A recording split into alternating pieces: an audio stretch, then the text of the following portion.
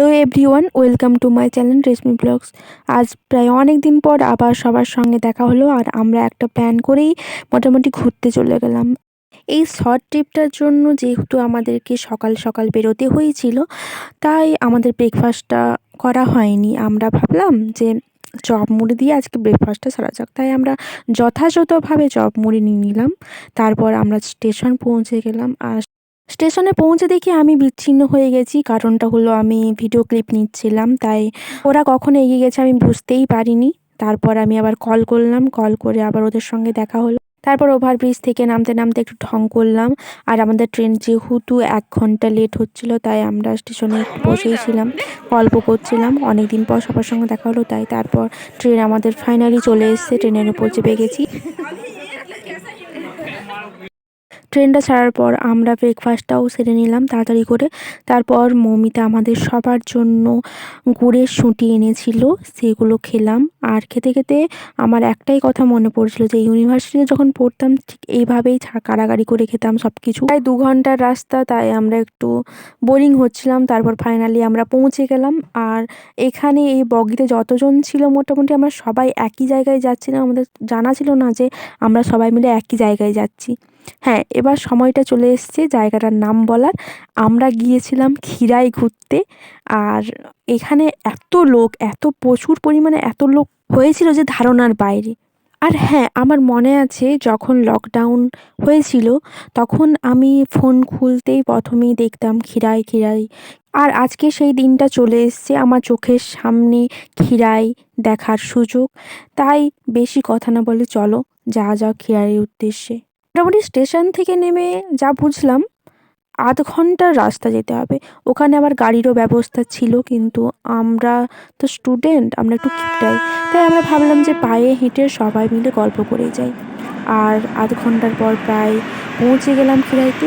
আর একটা সুন্দর দৃশ্য দেখলাম যে ব্রিজের উপর ট্রেনটা যাচ্ছে আর নিচে শুধু ফুল বাগান। এই দৃশ্যটা দেখতে এত সুন্দর লাগলো আমার যে আমি কি বলবো, জাস্ট অসাধারণ দৃশ্য। তারপর আমরা এগিয়ে দেখি যে ওখানে ফুলের তোড়া পাওয়া যাচ্ছে, পুরো সব টাটকা ফুল। এমনকি হেয়ার ব্যান্ডও পাওয়া যাচ্ছে। আর ওগুলোর দাম ছিল 25, 30, 40। আবার তোমার অর্ডার অনুযায়ীও বানানো হয়। আর দেখছিলাম যে ওখানে সবাই ভিড় করছে শুধুমাত্র এই ব্যান্ডগুলো নেয়ার জন্য। আর ওখানে বেশিরভাগই মেয়েদের ভিড় দেখা যাচ্ছে। তারপর মাঝে মধ্যে কয়েকটা দোকান ছিল যেখানে চারা গাছ পাওয়া যাচ্ছিল। আর এমনকি খাওয়া দাওয়ার দোকান, মোটামুটি সবই পাওয়া যাবে, তবে রেটটা একটু বেশি ওখানে। মৌমিতা ওই ব্যান্ডগুলো নেওয়ার জন্য উঠে পড়ে লেগেছিল। আমি বললাম যে ভেতরে চল, ভেতরে হয়তো কম দামে পাওয়া যাবে। তারপর আমরা ঢুকে গেলাম বাগানের ভিতরে। আর প্রচুর ফুল। এবছরটা আমার মনে হয়েছে যে গাঁদা ফুলের চাষ বেশি হয়েছে, তাই গাঁদা ফুলটা বেশি চোখে পড়ছিল আমার। তারপর ওই বাগানের ভিতরে একটা দোকান দেখলাম যেখানে ওরকম হেয়ার ব্যান্ড পাওয়া যাচ্ছে ফুলের, তাই আমি অর্ডার দিয়েই বানিয়েছিলাম। আর আমারটা নিয়েছিল 40 টাকা যেহেতু বড় বড় ফুল ছিল, আর মৌমিতাদেরটা নিয়েছিল 25 টাকা যেহেতু ছোট ছোট ফুল ছিল তাই। আর তারপর আমরা পুরো বাগানটা ঘুরে দেখছিলাম।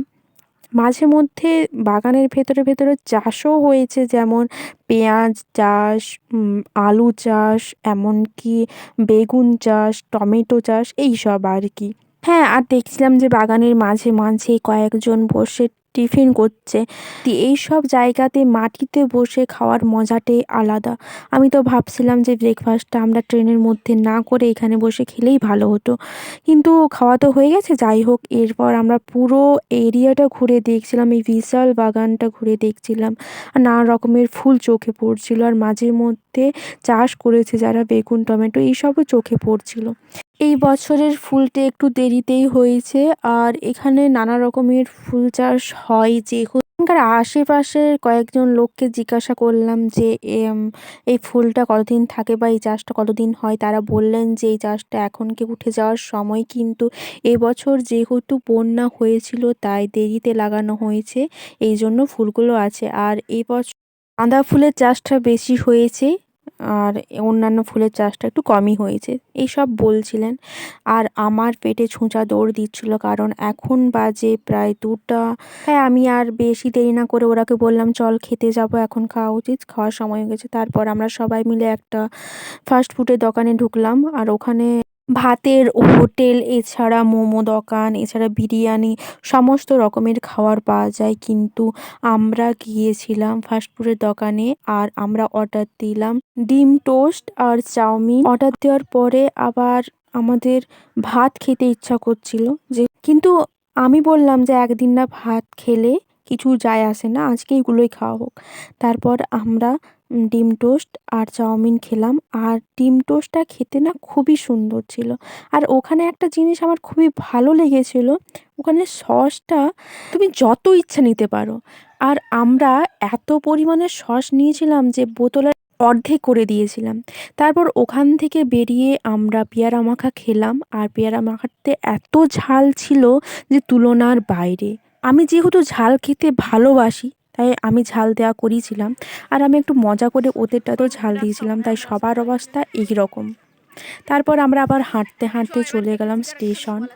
স্টেশন ঢোকার আগেই একটা কাপড় দোকান বসছিল ওখানে, মাত্র 200 টাকায় দুটো ড্রেস পাওয়া যাবে। আর আমরা এই কম দাম দেখেই চলে গেলাম ওখানে। এত কম দামে ড্রেস পাওয়া যাচ্ছে আর আমরা যাবো না, এটা তো হতেই পারে না। আমরা চলে গেলাম ড্রেসের ওখানে, আর প্রায় 800 টাকা খরচ করে আমরা সবাই মিলে ড্রেস নিয়ে নিলাম। তারপর স্টেশনে বসেছিলাম, আবার ট্রেন লেট, প্রায় আধ ঘন্টা ট্রেন লেট থাকায় আমরা মেজাজটা ঠিক করার জন্য লবণ টি খেলাম। আর ফাইনালি ট্রেন এসে পড়েছে, আমরা উঠে পড়েছি। তারপর কিছুক্ষণ পর আবার আমাদের খিদে পেয়ে গেছে, মৌমিতা আমাদের জন্য বাদাম ভাজার মুড়ি নিয়ে গেছে। তারপর 2 ঘন্টা পর আমরা স্টেশনে পৌঁছে গেলাম, আর আমরা খিরাইতে কতগুলো চারা গাছ, ফুলের চারা গাছ নিয়েছিলাম, সেগুলো ভাগ করে নিলাম। আর এই ভ্লগটা ভালো লাগলে প্লিজ লাইক, শেয়ার, কমেন্ট করে দিও। ওকে, বাই।